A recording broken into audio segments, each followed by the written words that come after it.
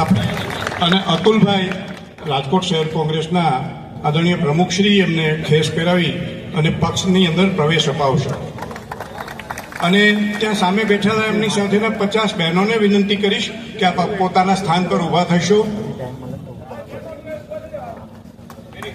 ખૂબ ખૂબ આભાર આપ સૌનું કોંગ્રેસ પરિવારમાં સ્વાગત છે. અને હવે હું દીપ્તિબેનને વિનંતી કરીશ કે બે શબ્દો કહેશે. હાલો,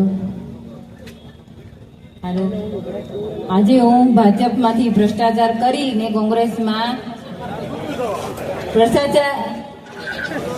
ભાજપને ભ્રષ્ટાચાર કરીને આજે કોંગ્રેસમાં જોડાઈ રહી છું.